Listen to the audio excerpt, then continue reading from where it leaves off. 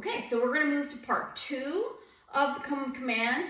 And at this point, you and your dog should have worked on luring with treats to get your dog to come, right? And you have added the verbal cue come, so they are coming consistently with the luring technique.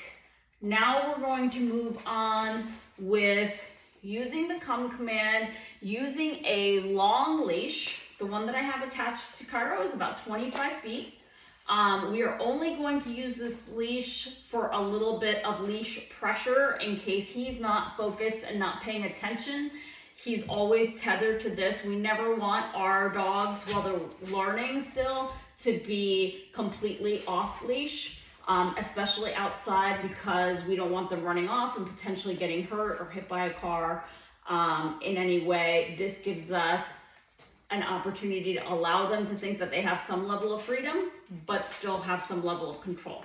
So I have them on this leash, and right now we're going to be indoors. Part 3 will start moving to outdoors, but for right now we are only practicing indoors. And what I'm going to be doing is calling Cairo, but not luring him. Instead, I am going to call him and use the command, and as soon as he starts coming towards me, I will mark it with a yes. Cairo, come. Cairo, come.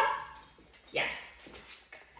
I dropped a treat on the floor, so he was distracted by that, but as soon as I'm not putting the treat near his nose, but I am going to show it to him in my hand down in front of me like I was before. So Cairo, come. Yes. Good boy. And I want to do that consistently. Cairo, come. Yes. So that he knows that he should always come. Always want to be excited. Cairo, come. Yes. Good boy. Don't want an angry voice or a boring voice. Cairo, come. Yes. Good boy. And I still want to be moving away from him so that he is somewhat chasing after me, because that is much more exciting for him than me standing in one place. Cairo, come. Yes. Good boy. This way. Yes. Cairo, come. Yes. Now, Cairo's doing a good job of coming to me because he knows I have the yummy treats.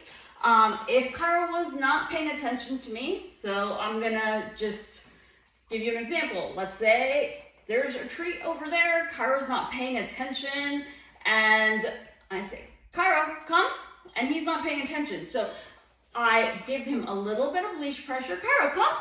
Yes, good boy. So I'm just gonna slightly pull on it to redirect his focus towards me.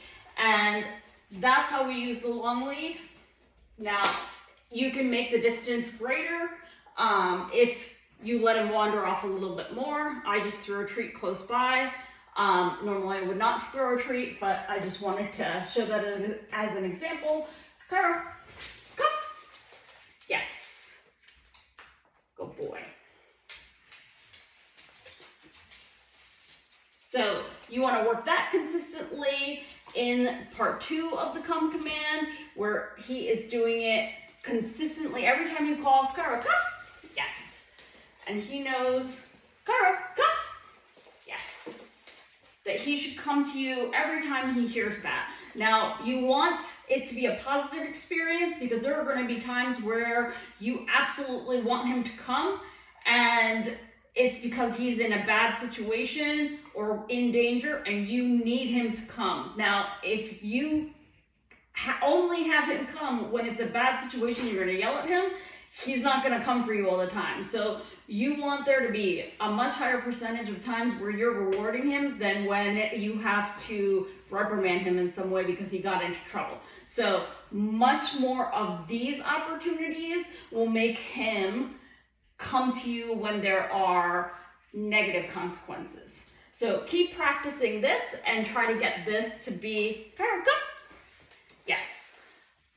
What he does and enjoys the most, then he's more likely to come to you. So that's part 2 of the come command. Try and get that to be really consistent, and we'll move on to part 3.